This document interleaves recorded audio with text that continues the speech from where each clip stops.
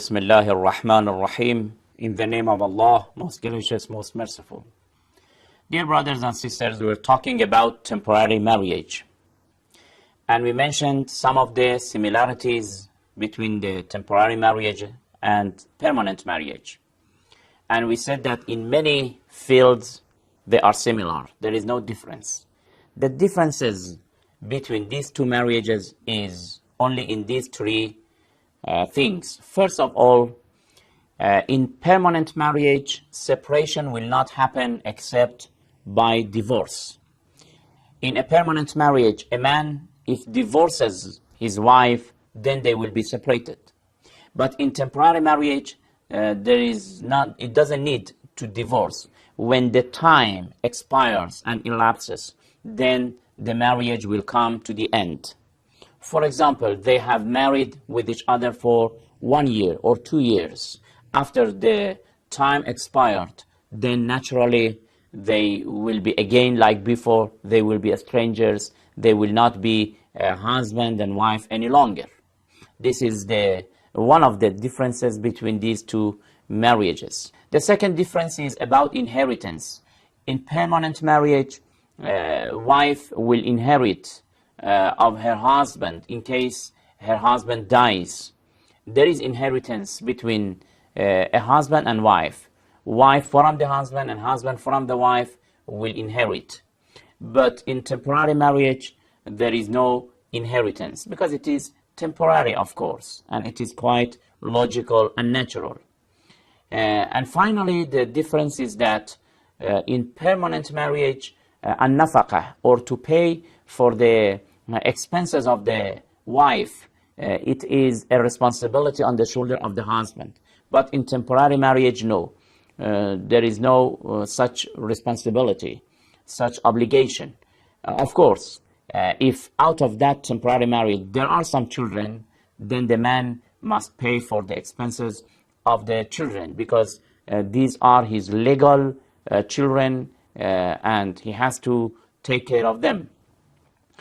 So you see clearly that temporary marriage is not only like prostitution, it is very different from prostitution, and it is very similar with the issue of permanent marriage. The only difference is the time. One of them is permanent, the other one is temporary. Therefore, and this temporary, as I said, for example, a student who is studying and he does not have now the facilities to marry, or he has problem financially, for example, or because of his studying, because of any reason, then the lady, the girl also, then they can marry with each other temporarily, just to be peaceful mentally and psychologically. This is very important. Now we want to see whether this temporary marriage in Islam, is it legitimate or not?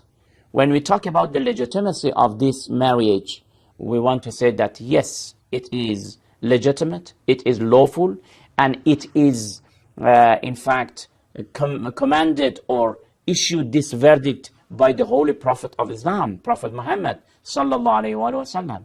And also in the Holy Quran, we have a verse in the Holy Quran which is talking about this type of marriage. Therefore, no believer, no Muslim can deny it, can object it, or can reject it. Not at all. How can we reject when the Holy Quran has emphasized and has given permission to this type of marriage? Look at this verse of the Holy Quran in chapter 4, verse 24. It says, فَمَا اسْتَمْتَعْتُمْ بِهِ مِنْهُنَّ فَآتُوهُنَّ أُجُورَهُنَّ فَرِيضَةً. If you marry them for the appointed time, you must pay their wages or their dowries. According to this verse, you see it is talking about the issue of temporary marriage, because when you look at the word al-istimta', istimta' is talking about temporary marriage. Also the word ujurahunna, you should pay their wages. Usually for permanent marriage, we doesn't have this term. In permanent marriage, we have the word as-sidaq. As-sidaq means dowry. But here the verse is talking about ujurahunna, their wages. Because when you marry her temporarily, you have to pay her. This is why that this verse clearly is talking about the issue of temporary marriage. Apart from of that, if you refer to these references, and I advise my dear brothers and sisters to refer to these references, please. I can say all commentators have accepted that this verse is about temporary marriage. For example, you can find the book of Al-Ghadir. Al-Ghadir by the late Allama Al-Amini. He wrote it in volume 6, page 229. A lot of references are being mentioned in that book. So first of all, I advise you to refer to that book. But apart from of that, directly, if you have these books of interpretation, like Ad-Durr al-Manthur by Jalaluddin al-Suyuti, volume 2, page 140. The book of Jami' al-Bayan, للطبري, Jami' al-Bayan fi Tafsir al-Quran, volume 5, you can refer to it. Also, you can refer to the book of Tafsir al-Kabir by Imam Fakhr Razi, volume 10, page 50.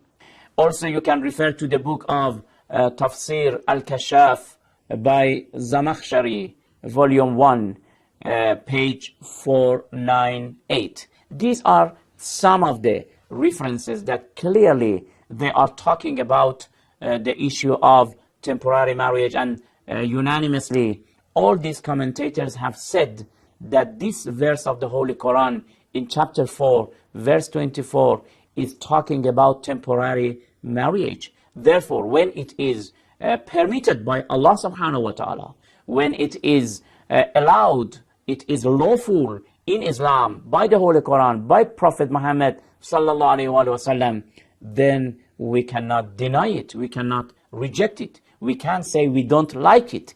It is not a matter of liking or disliking. We only mentioned the verse of the Holy Quran, but there are in the Sunnah of Prophet Muhammad sallallahu alaihi wasallam also a lot of traditions that in next program, inshallah, I will read some of these traditions about temporary marriage. Until then, thank you very much. Wassalamu alaikum wa rahmatullahi wa barakatuh.